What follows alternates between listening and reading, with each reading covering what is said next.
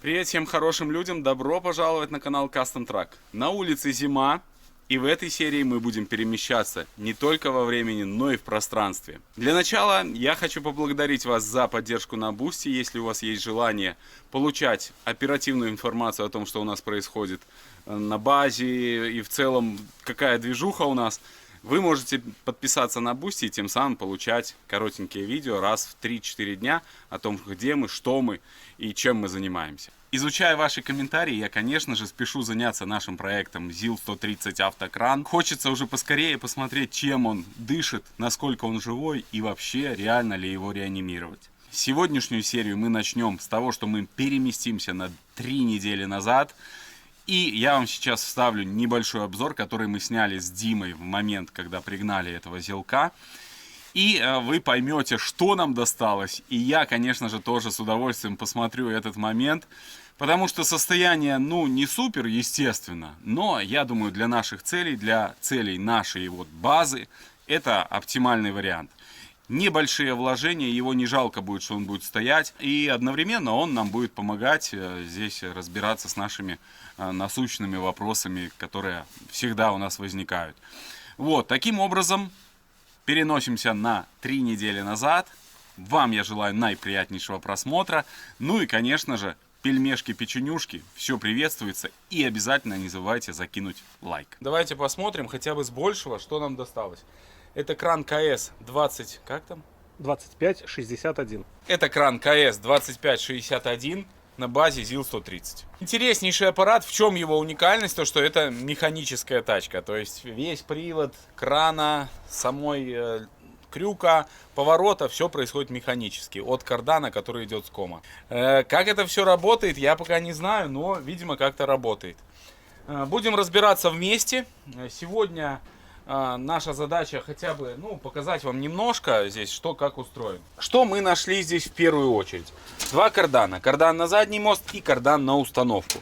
На установке стоит 3 редуктора. 2 лебедки и 1 редуктор поворота. Пойдем покажу. Есть еще модификации таких кранов. Здесь установлена раздатка и привод крана идет через раздатку, то есть можно включать любую передачу в самой машине и тем самым менять еще скорость работы крана, то есть быстрее или медленнее. Но в нашем случае одна скорость будет, но я думаю, нам ее будет достаточно для нашего опыта, скажем так, эксплуатации кранов. У нас досталась без раздаточная система, но в принципе, я думаю, это неплохо, потому что нам будет легче найти запчасти на такую установку. Пойдем покажу лебедки. Здесь 2 лебедки. Одна лебедка на поднятие стрелы, вторая лебедка на сам крюк. Привод этой лебедки у нас идет с той части редуктора, а привод на эту лебедку идет с этой части редуктора. И вот этот редуктор основной, который имеет 3 выхода.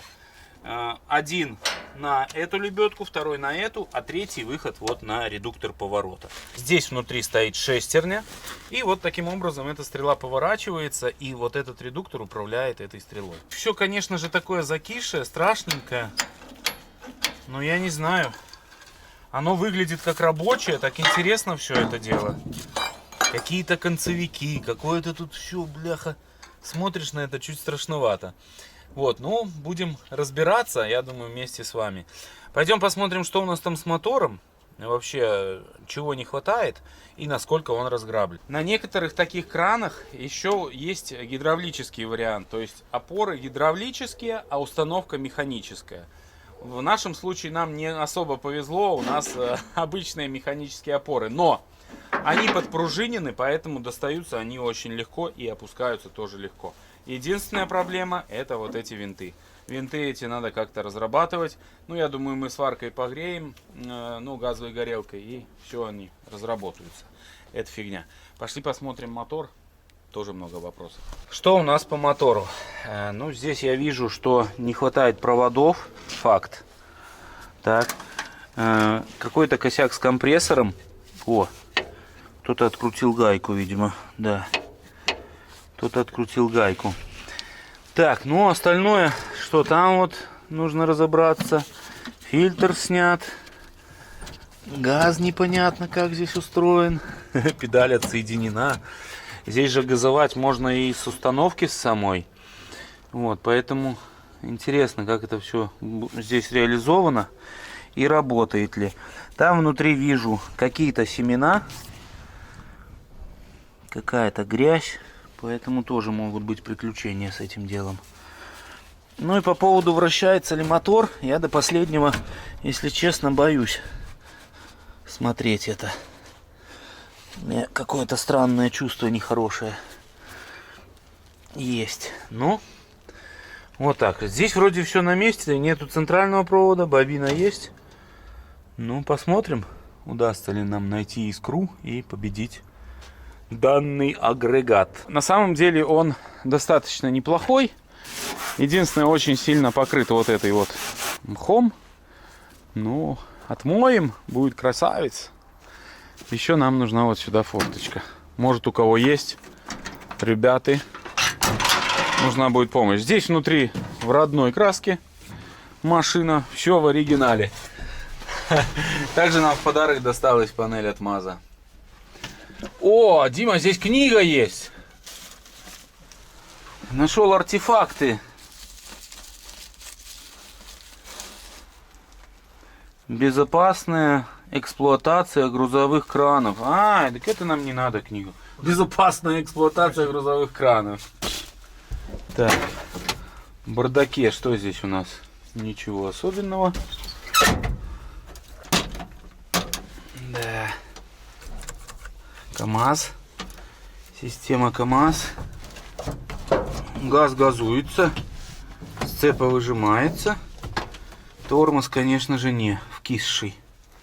Но так нормально. Зилок. Передачки щелкаются нормально. Вверху не хватает фонариков, и из-за этого, естественно, провис потолок. Нужно обязательно там это все дело сделать как надо. Такая машина нам досталась. Ну, я думаю, будет нас радовать. Единственное, конечно, хотелось бы побыстрее, уже поскорее ее запустить, чтобы удостовериться, работает она или не работает. Но для начала нужно найти ком. Пока есть погода, мы будем заниматься зилком. Будет плохая погода, перейдем в гараж, будем заниматься КамАЗом. Проектов у нас очень много, поэтому, я думаю, не переключайтесь. Подписывайтесь обязательно на канал. Ну что ж, друзья, такой вот кран нам достался. Сейчас, конечно же, мы начнем его потихоньку реанимировать. Морозно, холодно, но ничего не поделаешь. Любые наши проекты — это всегда какие-то приключения и проблемы. Что для блогера проблемы, то для зрителя. Занимаемся краном. Начнем мы с установки выключателя массы и накинем аккумулятор, посмотрим в целом, крутит ли у нас стартер и живая ли эта машина. Я еще посмотрел уровень масла, и, к сожалению, масла на щупе нету. То есть тоже нужно будет открутить сливное отверстие и посмотреть, что там происходит внутри. Возможно, это двигатель вообще застучавший. Но мы ничего не знаем. Хозяин тоже нам ничего не сказал. Поэтому будем все проверять. И, надеюсь, оживим сей аппарат. Огромное спасибо Виктору, нашему зрителю из Германии, который нам дал кабеля в запас. Видя, как мы мучаемся постоянно с клеммами. И также дал клеммок. Так что у нас сейчас прям быстрая сборка всей этой конструкции. Минусовой. Вот это провод плюсовой, я так понимаю. И сейчас мы все это быстренько соберем. Выключатель массы я уже установил, здесь все зачистил. Ничего сложного здесь нету. Установил я аккумулятор, собрал всю систему клемм и сейчас будем пробовать. Так, ну нормально вроде. Да, здесь что-то замок вверх ногами стоит.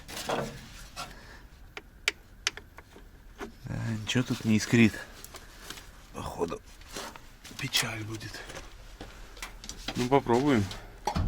Ого.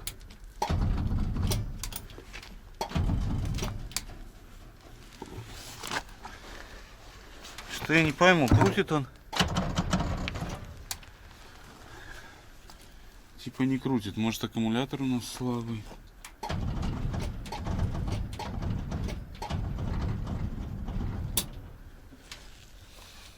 Непонятная какая-то схема.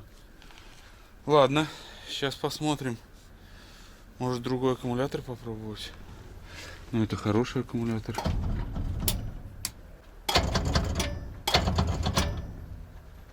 Какие-то здесь приключения у нас.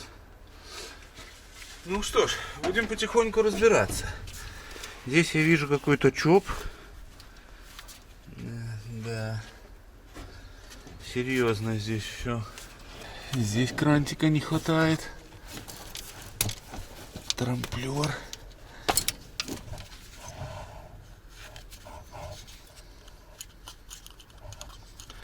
Но трамплер видно более-менее какой-то еще здесь. Да, трамплер более-менее так выглядит.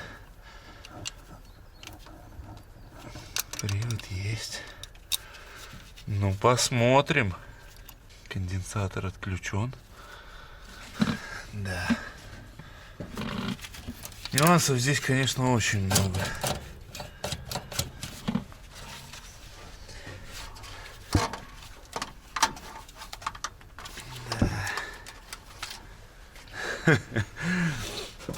Бензонасос заклинивший, мотор вращаться не хочет. Печки у нас нету. С трамплером тоже непонятка. Крышка трамплера вот такая вся, осами заделана. Да. Сейчас откручу сливную пробку с мотора, посмотрим, что оттуда выльется. Так, тазик и ручка. Что-то не нравится мне эта обстановка.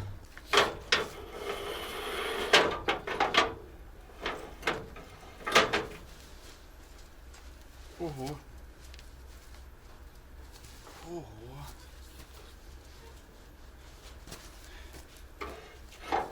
Да, куда тут стартер прокрутит?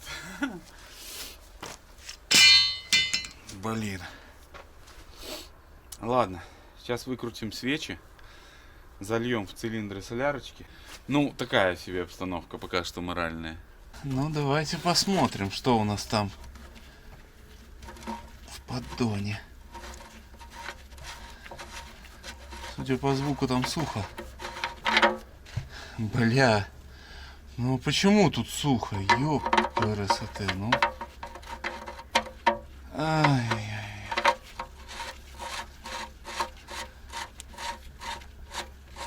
Ну вот почему здесь сухо, друзья, может быть? Как определить? Жопа мотору слили масло? Или что? Блок не разморожен целый. Почему так слито масло? Ну, застучал он, поэтому слили его. Или масло нужно было, я не понимаю. Я думаю, надо залить масло и залить цилиндры солярочки. Но в успех этого всего мероприятия я верю призрачно. Но мы должны попробовать. Бля, лейка не поможет. Мы должны попробовать. По-любому. Ого, здесь масло какое-то у меня светлое. Странно.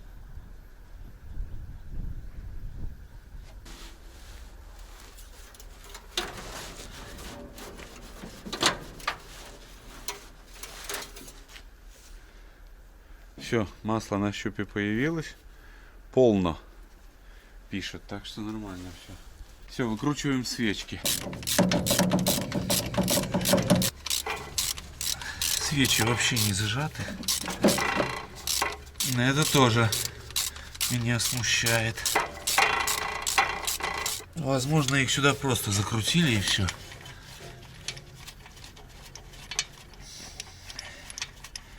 Сейчас посмотрим дальше. Меня уже все больше и больше терзают сомнения, что нужно просто сюда вставить дизель и забыть.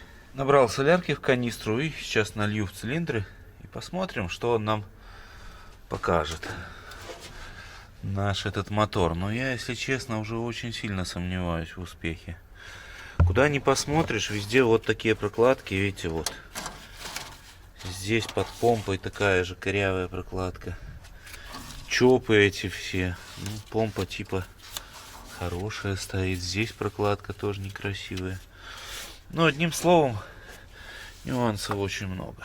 Солярку сливал с краза.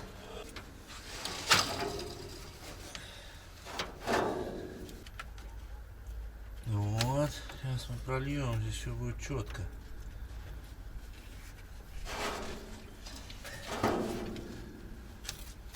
Мотор пусть отмокает, я думаю, ему понадобится определенное время постоять. Ну, а здесь тоже хочу чуть-чуть заняться нашими вот этими механизмами. Сейчас их тоже пролью. Вот, и попробую крутить за этот кардан. Вообще посмотреть работоспособность всей этой нашей конструкции. Не знаю, можно ли так вот просто взять и крутить его за кардан, и будет это все работать. Здесь есть очень много механизмов, которые, естественно, требуют смазки, разработки. То есть, даже не знаю, куда полить, что-то начало крутиться. Здесь, по идее, это все внутри. В теории здесь все механически.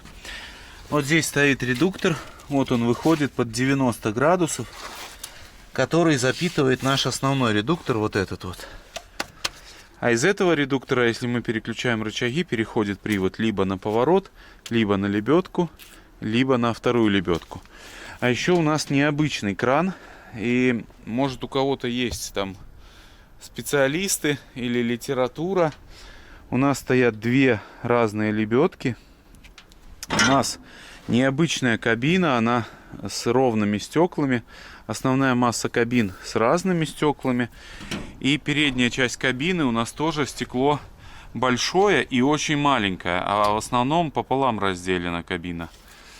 Вот, стеклами. Но у нас вот более рестайлинг какой-то, более обзорная кабина, можно так сказать. Вот таких кабин вообще крайне мало. Ну, практически не найти в интернете. Интересная, конечно, конструкция. Хочется ее оживить. Но как это сделать, пока что я не знаю. Ну, посмотрим, что нам покажет двигатель.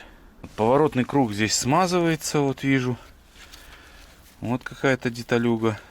А, это от глушителя, когда газуешь. С трактора Т-150, там, с таких тракторов. Вот масленки. Нужно будет их смазывать, чтобы этот поворотный круг работал, скажем так. Вот я не представляю, как здесь работает механическое сцепление. Пока что не представляю. Но оно как-то работает, наверное. Непонятно, как оно работает, когда машина поворачивается и оно механически выжимается. Ну, посмотрим. Туда я пока что еще не долез. Вот здесь какие-то механизмы. Ну, такое, знаете, все разболтанное. То есть вот. Это ж ненормально, такая болтанка. Здесь тоже что-то отсоединено. Ну, одним словом, конечно, разбираться надо. Я думаю, сюда сейчас солярочки линю. ВДХ у нас такая вот.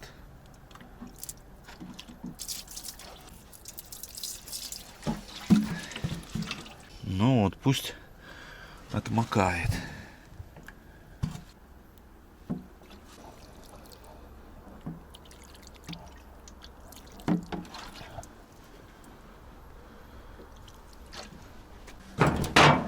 Винты тоже еще прольем.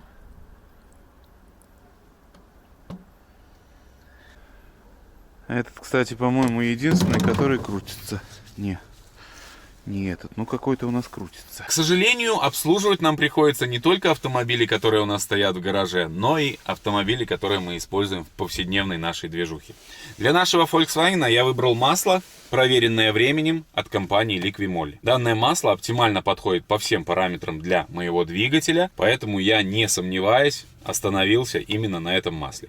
Если вдруг у вас есть желание приобрести, заказать, то ссылку я оставлю в описании. Проходите, заказывайте и пользуйтесь. Да, машинка интересная. Интересно будет, конечно, ей заниматься, но двигатель меня огорчил. Состояние не очень. Так, взял я монтажкой и монтажкой крутил нашу установку. Вот таким образом. То есть своеобразный привод реализую, да. Вот так вот. У нас Здесь вот болтанка. Такая нехорошая в редукторе. Вот. Это болтанка в угловом редукторе. Вот там. На привод всего механизма.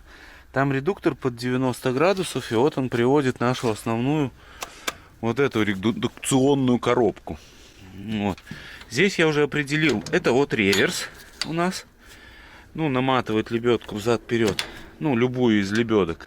Этот редуктор, это самый основной редуктор, который распределяет все между всеми тремя лебедками, грубо говоря. Один рычаг включает вот эту лебедку, это трос крюка.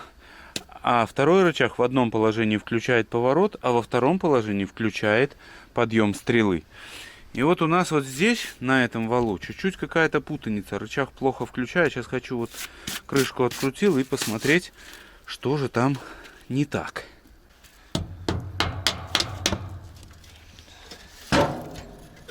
Блин. А здесь-то не видно нифига. Так, ну что тут у нас? Тут у нас чача-бача. Муча-куча какая-то, блин. Туча какуча. Так. А вот муфта, которая переключает, так. И надо сейчас мне потрогать рычаг. Да, я пойму.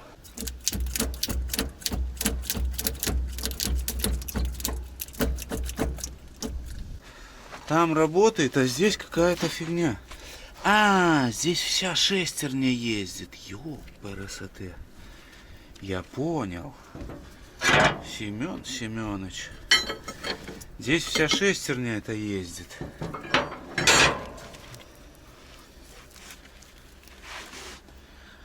Здесь ездит вся шестерня. Либо туда на зубья, либо сюда.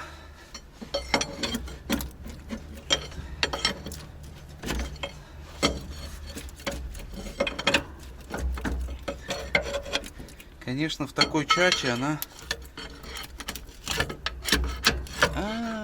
Там лед на дне. Ё-моё, лед. Все понятно. Она просто, эта шестерня вмерзла. Надо будет погреть, слить воду. И все заработает. Ну вот, разобрались с этим. Здесь нужно будет нам однозначно заменить масло, и все будет работать. Соберу все обратно, и я думаю, эта проблема решится у нас с переключением. Я почему сюда залез, что возможно нам придется снимать двигатель, а чтобы снять двигатель, нам нужно повернуть стрелу. А чтобы повернуть стрелу, нам нужно включить эти редукторы все.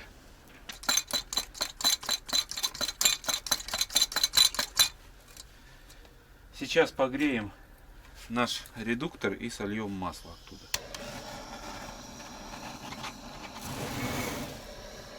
Лампу распаливаем по системе Лёши.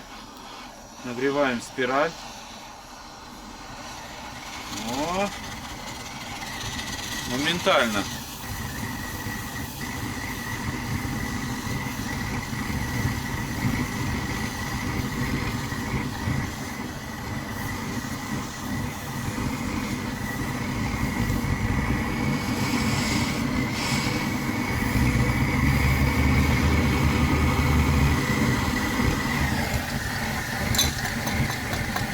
Чугунину эту нагреть будет не так-то просто, но у нас есть полный бак бензина. Я думаю, сможем.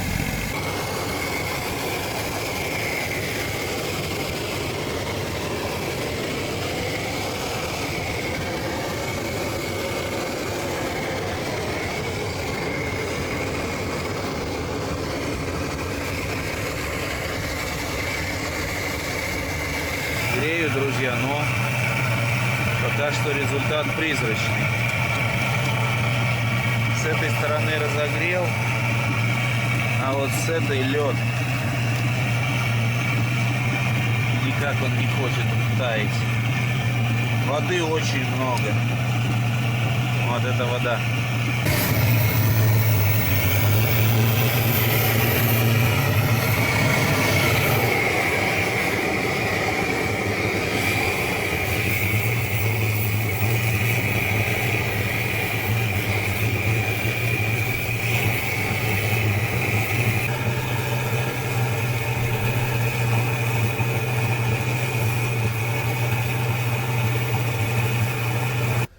льдинки растаяли, и вот так они выглядят. Одну смог только достать, вымазался весь, уже бляха, пожалел, что туда полез. Сливаем чачу. Сейчас посмотрим, куда она пойдет.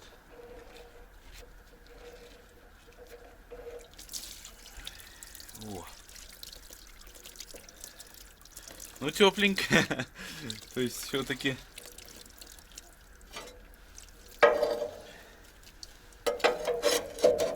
вот так.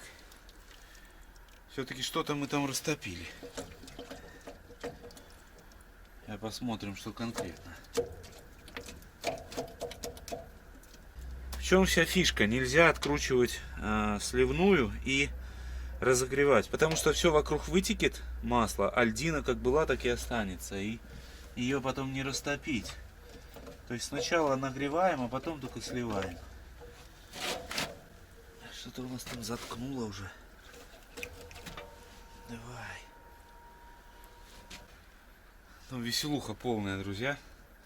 Нифига не хочет сливаться, там просто безумное количество воды.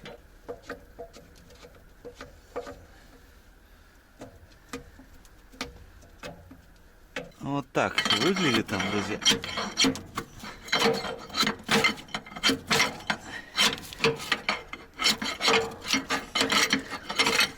Ужас. Самое главное, что там тоже такая же ерунда. Но там ходит муфта, не шестерня, да? Понимаете, и поэтому там проще. Вот.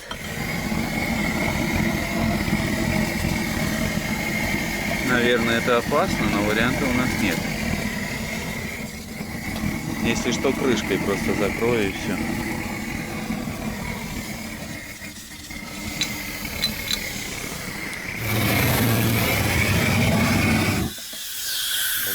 Муха. Тухнет лампа и газовый баллон замерз. В общем, веселуха.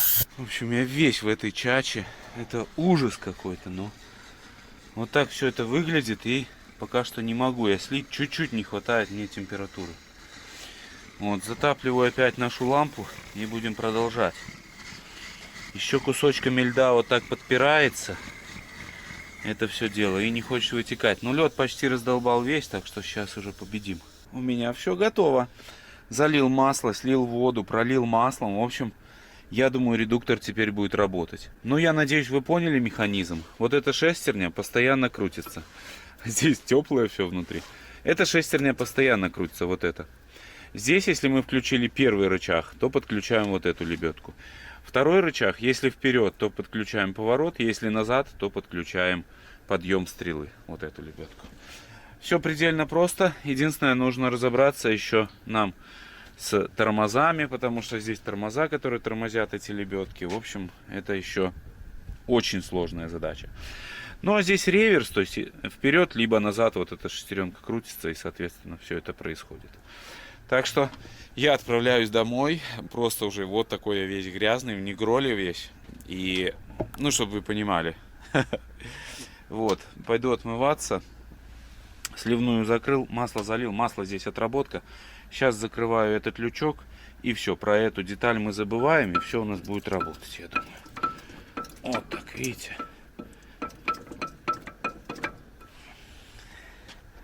Вот такая конструкция. Здесь переключается все это дело. Легко, непринужденно. Не совпадают шлицы просто. Вот, ну, такая вот здесь конструкция. Ну, я думаю, будет работать. Я мыться.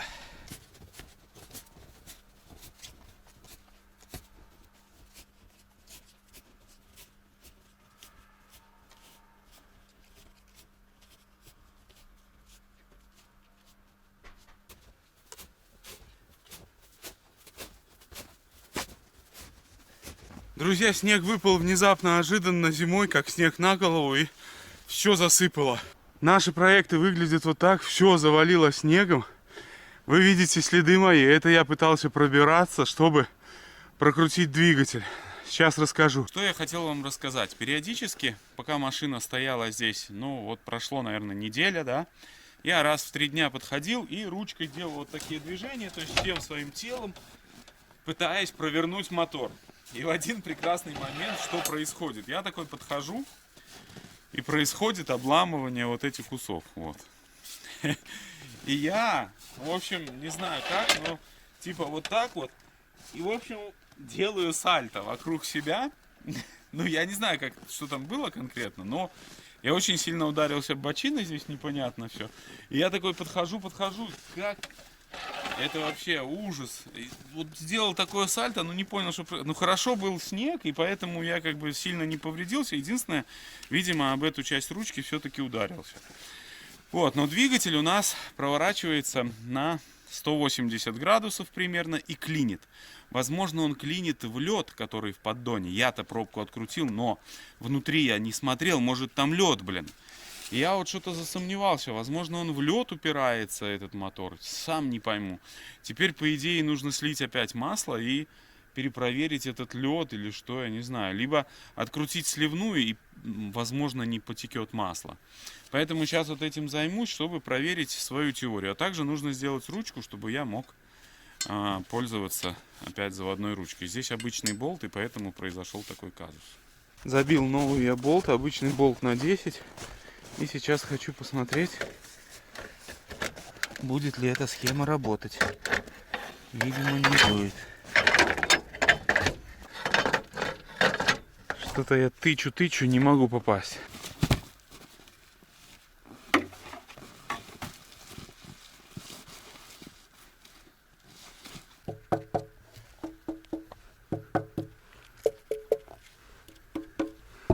Попробуем сейчас масло слить. По идее, если сейчас поплывет масло, значит воды там нет. Это логично.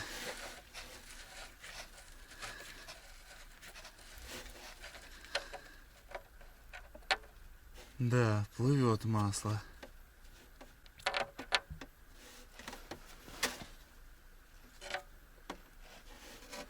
Как-то плывет оно неправильно.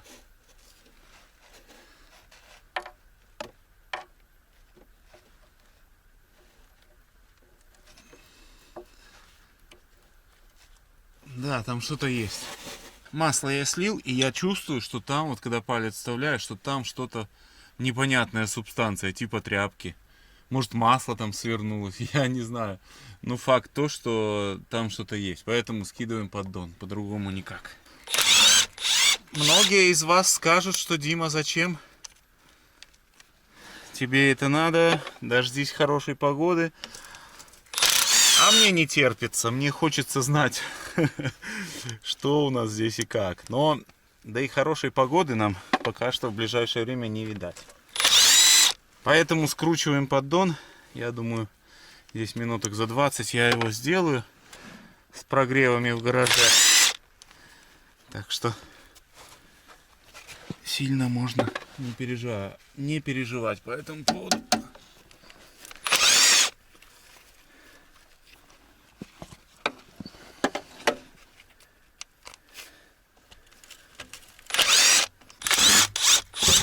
У нас последний болт. Я несказанно благодарен Makita, которая нас выручает постоянно. Инструмент бомбезный. Работает в адских условиях. 2 раза я его уже уронил в снег. Он оттаивает и продолжает работать. Не знаю, сколько он сможет вытянуть в таком режиме. Блин, может там еще где-то? Точно еще один есть. В самом неудобном месте. Как всегда.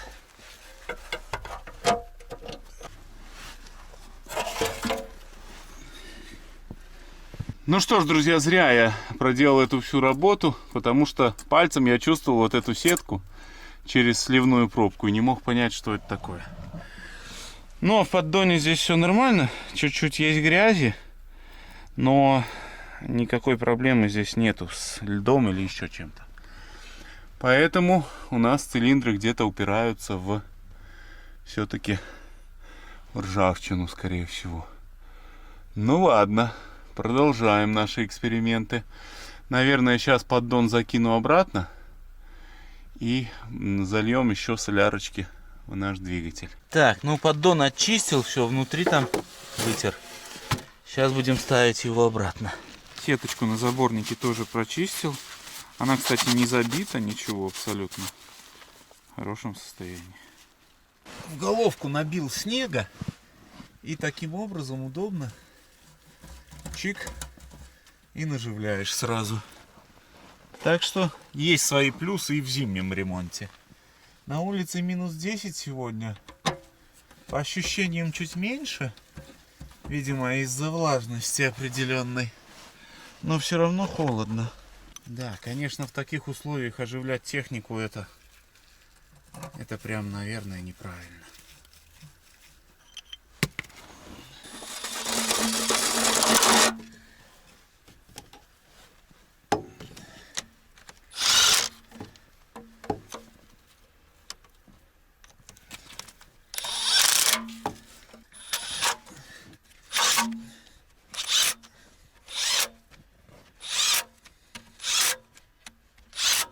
Около часа я потратил времени на всю эту процедуру, но теперь я знаю, что в поддоне у меня все хорошо. И мы можем опять залить масло обратно и пытаться проворачивать мотор. Но пока что надежды призрачные.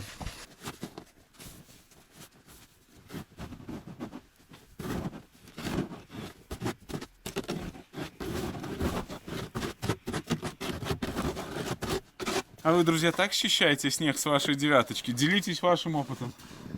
Но я что-то взяла, ощущаю, и мне все равно жалко, хотя я прекрасно понимаю, что жалеть здесь нечего. Сейчас покажу вам, сколько я могу сделать оборотов. То есть, ну, это 180 градусов примерно, и ЗИЛ упирается в стенку. Вот. Все. Да? Да. И стенка. Почему так, не понимаю. Потом монтажкой обратно возвращаю. Опять могу это прокрутить расстояние. То есть, либо где-то что-то в цилиндре закорело в одном из... Не знаю. Буду сейчас думать, что делать дальше.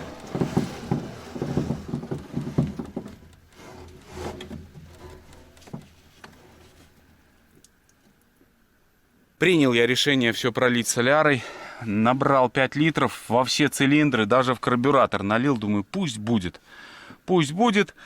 Оно протекет в клапана. И таким образом, возможно, что-то где-то отляжет. Но прям не нравится мне обстановка. Крутится легко, потом упирается как будто в стену. Вот такое ощущение. Но посмотрим. Спешить не будем. Придем к нему еще через несколько дней. И попробуем дальше пытаться проворачивать этот мотор. Как вы уже догадались, на сегодня это все. Огромнейшая вам благодарность, что вы были с нами. Спасибо за поддержку. В следующей серии мы, наверное, займемся КамАЗиком, подтянем КамАЗ наш. И после этого уже опять продолжим заниматься ЗИЛком. Там потеплеет. И я думаю, будет легче нам работать. Потому что в этих условиях работать очень-очень тяжело, холодно, замерзаешь моментально. Еще раз всем огромнейшее спасибо. Желаю, чтобы на вашем жизненном пути встречались только хорошие люди. Всех благ и всего самого-самого наилучшего. Всем пока.